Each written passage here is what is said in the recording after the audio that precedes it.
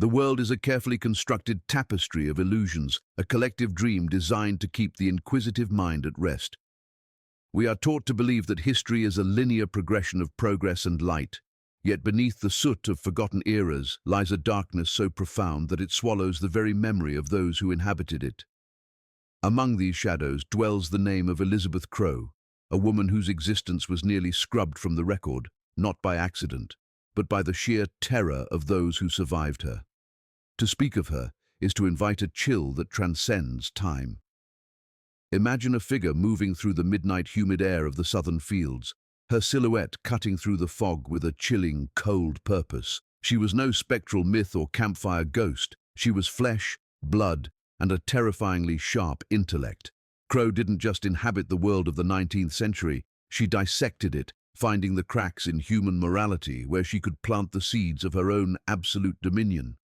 She was an architect of a trade that society claimed to regulate, but she elevated the hunting and selling of human beings into a dark science, creating a blueprint of psychological corruption that continues to echo through the corridors of power today. Her story is not a comfortable journey. It is a descent into the realization that true evil does not always scream. It often whispers with a polite, calculated smile. Elizabeth Crowe was not a monster born from a void. She was a product of a world that nurtured cruelty behind masks of propriety. She grew up in a forgotten township, a place where the sun seemed to struggle against a perpetual grey, and where social standing was the only shield against the whims of the law. Her childhood was not a theatre of warmth, but a rigorous curriculum in human indifference. With parents who were either absent or emotionally hollow, and neighbours who practiced a judgmental silence, she learned early that vulnerability was a death sentence. In this fertile soil of neglect, her mind took root, developing an uncanny ability to perceive the hidden currents of fear in others. While other children played, Elizabeth watched.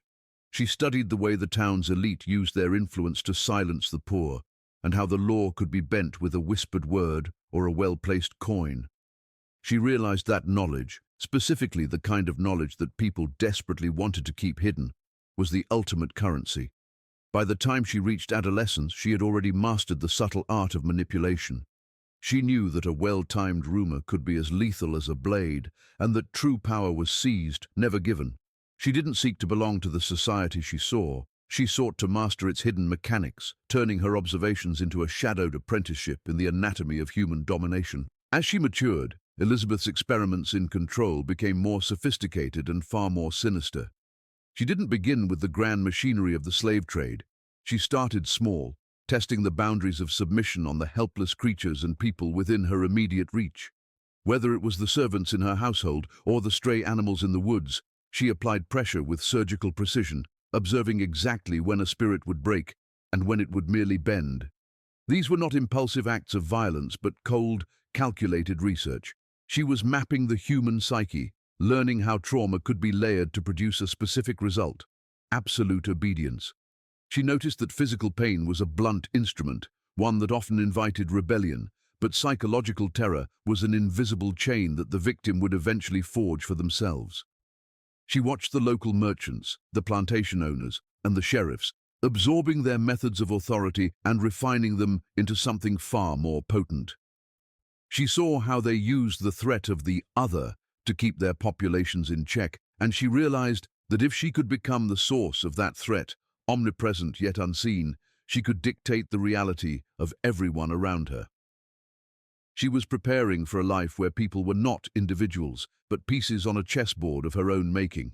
The precision of her methods was what set her apart from the common predators of her era. Elizabeth Crowe was a meticulous record-keeper of human weakness. She didn't just hunt, she catalogued. Before she ever moved against a target, she would spend weeks, sometimes months, observing their routines, their alliances, and their deepest fears. She understood that everyone has a breaking point, a hidden hinge upon which their entire identity turns. Nothing escaped her scrutiny, not a parent's love for a child, nor a servant's secret hope for escape. She saw these emotions not as virtues, but as handles she could use to pull people into her web. She maintained a perfect mask of social grace, a charming veneer of a lady of standing that allowed her to move through high society while her hands were metaphorically stained with the soot of her trade. This duality was her greatest weapon, By appearing respectable, she was able to lure confidences and mask her intentions until it was far too late for her prey to flee. She rewrote the rules of engagement, blending society's expectations with her own ruthless strategy. In her world, morality was a fairy tale for the weak, and law was merely a set of obstacles to be circumvented through cunning and influence. By the time Elizabeth Crowe stepped fully into the shadows of the human trade, she was no longer just a participant. She was a visionary of fear. She understood that to truly own a person, one must first dismantle their sense of self. Her operations were not characterized by chaotic raids, but by inevitable disappearances. She mapped fear in real time, pushing the limits of what a community would tolerate before it began to police its own members out of sheer dread. This was the moment the darkness crystallized, the emergence of a predator who didn't just want to capture bodies, but to colonize the minds of the helpless. Her legacy was not built on the number of chains she forged, but on the number of wills she broke. As you contemplate her rise, remember that the most dangerous monsters are the ones who understand the architecture of your own mind better than you do.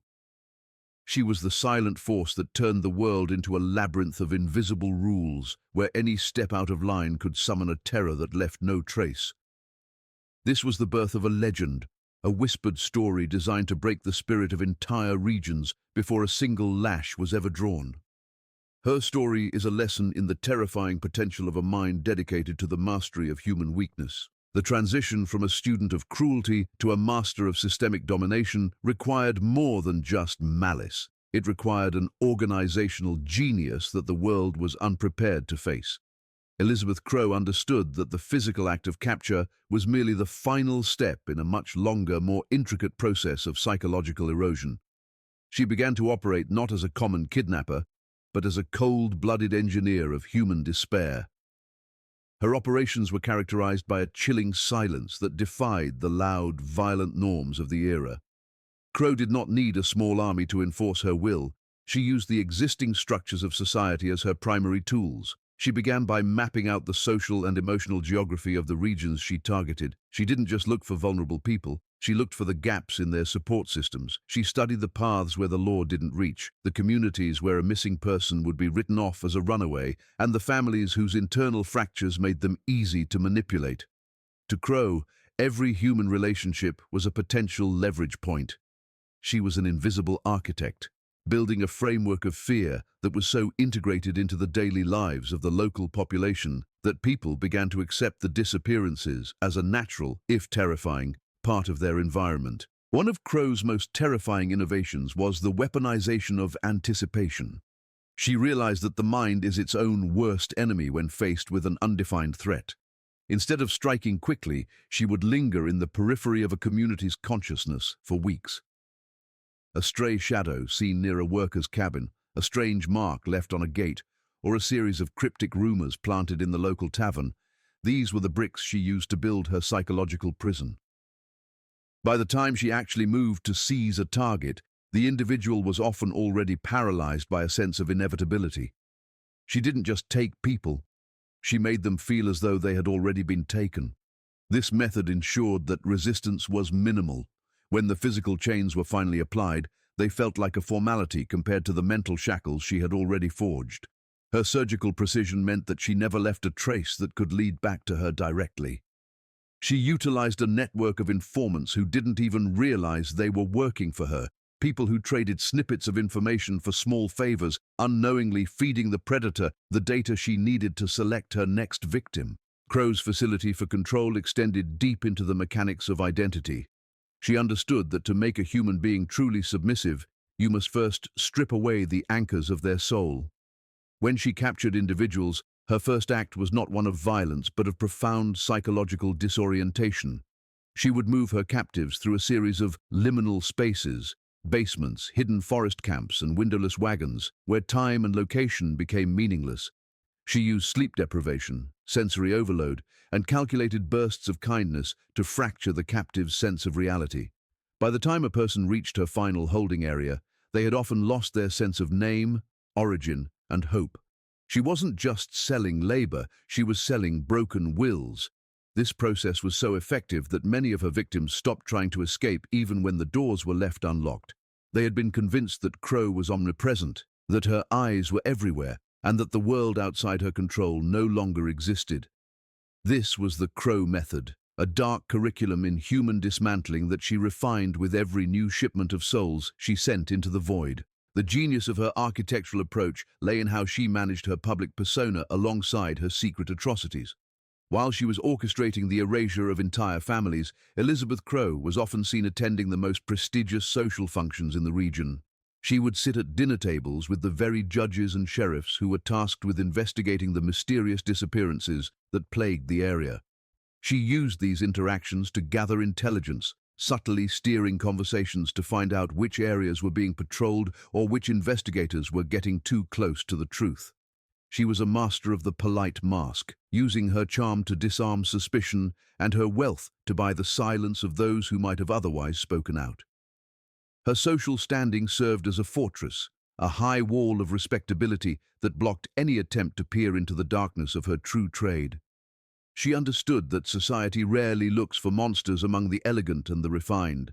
By dressing her evil in silk and speaking in the measured tones of the aristocracy, she made her crimes invisible to those who were conditioned to only fear the unrefined criminal. Ultimately, Part 2 reveals Crowe not as a villain of impulse, but as a strategist of the highest order.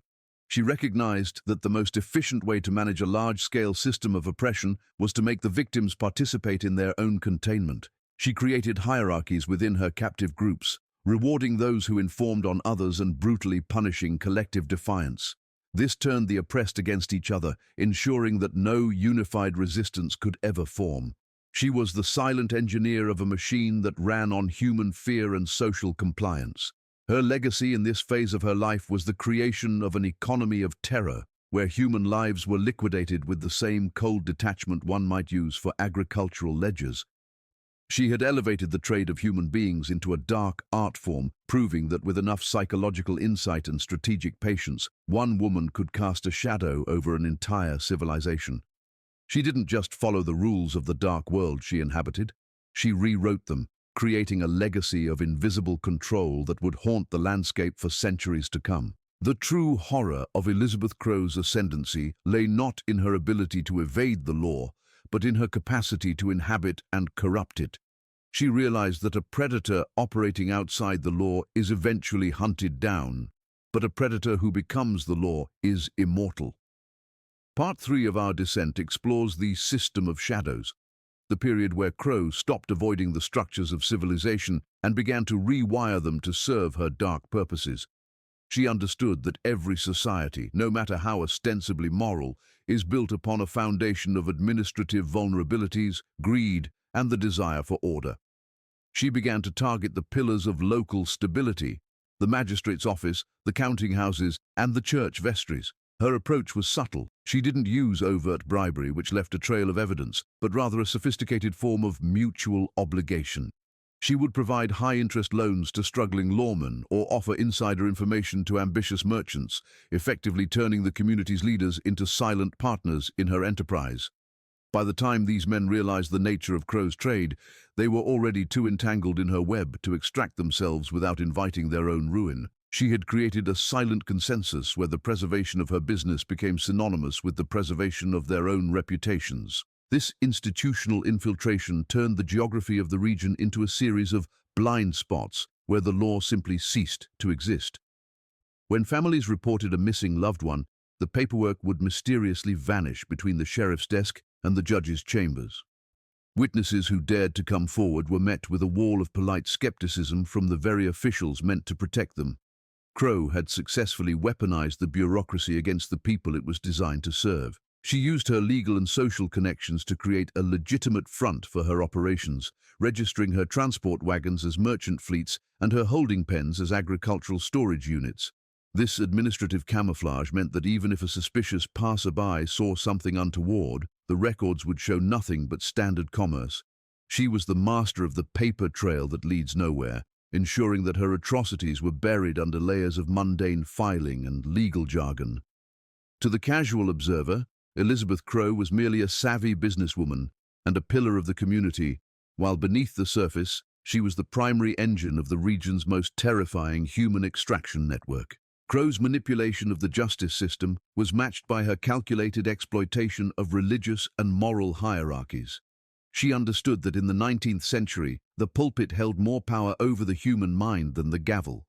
She became a prominent benefactress of local churches, donating large sums to charities and orphanages to project an image of saintly compassion. This was not irony, it was strategy. By positioning herself as a moral guardian, she made it socially impossible for anyone to accuse her of the crimes she was committing. Anyone who spoke out against her was not just attacking a woman, but attacking a friend of the faith and a protector of the poor. She used this moral shield to silence dissent before it could even form. In her private journals, if they had ever been found, she likely laughed at the ease with which she could buy a community's soul with a few gold coins and a front-row seat at Sunday service. She had successfully created a world where the victims were not only physically captured, but were also morally isolated, with no higher power to turn to for help, because the higher powers of their world were already in her pocket. The economic reach of her system of shadows also extended into the very fabric of local commerce. Crowe ensured that her operations were beneficial to the town's bottom line. She used local blacksmiths to forge her chains, local farmers to provide the meager rations for her captives, and local teamsters to drive her wagons. By spreading the financial spoils of her trade throughout the community, she turned the entire town into an unwitting accomplice. People who suspected the truth often chose to look the other way because their own livelihoods had become dependent on the anonymous contracts that Crowe's front companies provided. She was effectively laundering her evil through the local economy, making it so that the collapse of her empire would mean the financial ruin of the township. This created a profound psychological barrier to justice. The townspeople didn't just fear her, they needed her. She had built a fortress not of stone and mortar, but of shared guilt and economic necessity. This was the ultimate form of control, making the world you are oppressing believe that your survival is essential to their own. As Part 3 concludes, we see Elizabeth Crowe not as a solitary ghost in the cotton fields, but as the director of a vast, invisible machine. She had successfully blurred the lines between the underworld and the upper world until they were indistinguishable. Her genius lay in her understanding that systemic evil is far more durable than individual cruelty. By embedding her trade within the legitimate functions of society, she made herself untouchable. She proved that if you can control the records, the money, and the morals of a community, you can commit any atrocity in broad daylight and be thanked for your service to civilization. This phase of her life serves as a chilling blueprint for how power can be concentrated in the shadows of proper institutions. It reminds us that the most dangerous forces in history are often those that hold the keys to the courtrooms and the ledgers of the banks. Elizabeth Crowe was no longer just a woman. She was the system itself, a predatory architecture that functioned with the cold, unfeeling precision of a clock, ticking away the lives of the helpless behind a mask of perfect, polite order. The most enduring legacy of Elizabeth Crowe was not the wealth she amassed or the individuals she sold, but the psychological virus she planted within the collective consciousness of the regions she touched. Part 4 examines the contagion of fear, a stage where her influence became so pervasive that it no longer required her physical presence to enforce obedience. Crowe had mastered the art of making terror hereditary. She understood that if you break a parent's spirit in front of a child, you don't just control the parent, you colonize the child's future. In the communities she dominated, fear became an ambient condition, like the weather or the soil. People began to police themselves, filtering their thoughts and silencing their neighbors before a single word of dissent could reach the ears of Crowe's informants. This was the ultimate realization of her architecture of fear. The chains were no longer made of iron. They were made of the internalized whispers of a population that had been taught that safety lay only in invisibility and absolute compliance. This contagion operated through the deliberate dismantling of trust, the very fabric that holds a society together. Crowe engineered situations where loyalty was a liability and suspicion was a survival trait. She would often plant false victims, individuals who appeared to be captured but were actually her eyes and ears within the captive groups or the town's lower quarters. When a real attempt at escape or rebellion was planned, it would be met with swift, devastating retribution that seemed almost supernatural in its timing. This led the community to believe that Crowe possessed an omnipresent, godlike awareness. Neighbors began to look at one another, not with empathy, but with a cold, calculating dread, wondering which of them would be the next to trade a secret for a night of safety. By turning the oppressed into each other's jailers, Crowe ensured that no unified front could ever rise against her.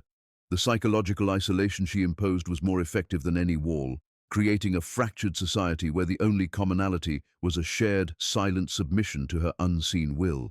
The impact on the children of these communities was perhaps the most chilling aspect of her reign. Growing up in the shadow of Crowe's legend, an entire generation learned that the world was a place of arbitrary cruelty where the polite were the most dangerous. They learned to interpret the silence of their elders as a manual for survival. This created a culture of inherited caution, where the trauma of the past was encoded into the behavior of the future. Even in households that had not been directly hit by her trade, the stories of the woman in the fields were used as a tool of discipline, a way to keep children from wandering or speaking to strangers. Crowe had successfully integrated herself into the folklore of the region, transforming from a criminal into a dark archetype. This ensured that even if she were to vanish tomorrow, the patterns of behavior she had established, the quickness to obey, the fear of the dark, the distrust of authority, would persist for decades, shaping the social and psychological landscape of the region for generations to come. As the contagion spread, it began to affect the very perception of reality. Crowe used the system of shadows to manipulate information so thoroughly that the truth became a matter of perspective rather than fact. She understood that if you control the narrative, you control the soul. She would seed rumors that were intentionally contradictory, creating a state of informational exhaustion where the public simply gave up on trying to understand what was real. One day, a missing person was said to have run away to the north. The next, they were rumored to have taken a job in a distant city. By keeping the community in a constant state of uncertainty, she prevented the formation of the moral outrage necessary for a revolution. People cannot fight what they cannot define.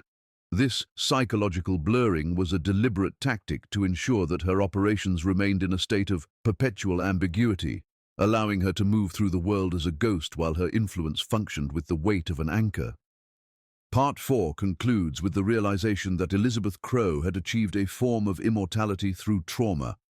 She had turned an entire region into a laboratory of submission, proving that human beings can be conditioned to accept the unthinkable if the pressure is applied with enough consistency and subtlety. Her contagion of fear serves as a stark warning about the fragility of the human psyche when faced with a predator who understands the mechanics of the mind. She didn't just want to be feared, she wanted to be the very definition of reality for those she oppressed. As we move toward the final chapter of this descent, we must recognize that the shadows she cast were not limited to the 19th century. The methods she perfected, the dismantling of trust, the weaponization of uncertainty, and the institutionalization of trauma are blueprints that remain active in the world today, waiting for the next architect to pick them up and begin the work anew. The collapse of Elizabeth Crowe's empire was not a grand, cinematic explosion of justice, but rather a slow, agonizing dissolution that mirrored the very shadows she had inhabited. As the mid-19th century began to shift under the weight of civil unrest and changing legal tides, the rigid system of shadows she had built began to suffer from the same entropy that claims all structures built on fear. The end came when the cumulative weight of small individual acts of defiance finally reached a tipping point. It started with a single ledger, stolen from one of her front companies by a clerk who had seen his own family vanish years prior, and ended with a coordinated, albeit quiet, withdrawal of the social and economic support that had made her untouchable. Yet, as the law finally closed in on her estates, they found nothing but an empty house and a chillingly organized collection of records, a library of human vulnerabilities. Elizabeth Crowe herself vanished into the fog of history, leaving behind a legacy that was not a grave but a blueprint. She proved that while a predator can be displaced, the architecture of domination she leaves behind is a permanent scar on the psyche of civilization. The true horror of the Crowe legacy is that her methods did not die with her disappearance. They were merely rebranded for a more sophisticated era. Part 5 explores the eternal blueprint, the unsettling reality that the psychological mechanisms perfected in the cotton fields of the 1800s are the same ones operating within modern corridors of power. Today, we see her influence in the way information is weaponized to create perpetual ambiguity, in the subtle art of cancel culture, where social compliance is enforced through the fear of isolation, and in the corporate hierarchies that use data to map human weakness with the same surgical precision Crowe once used with her ledgers. We live in an age of invisible chains, where algorithms and social pressures function as the new informants, policing our thoughts and behaviors before we even realize we are being manipulated.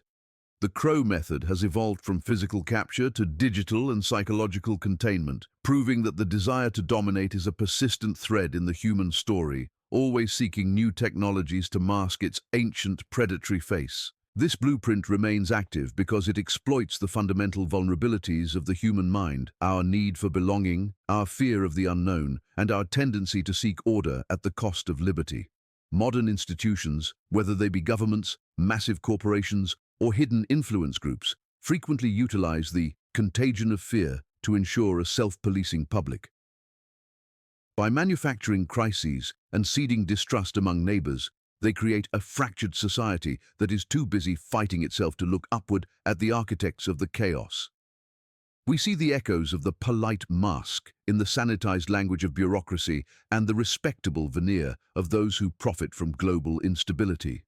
Elizabeth Crowe understood that if you dress systemic evil in the robes of necessity or progress, the world will not only tolerate it, but will actively participate in its maintenance.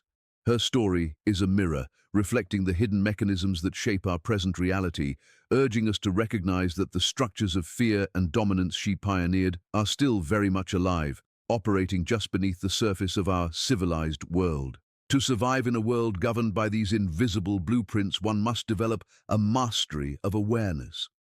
The lesson of Elizabeth Crowe is that power is most effective when it is anticipated but unseen. To break the chain, you must first be able to see it.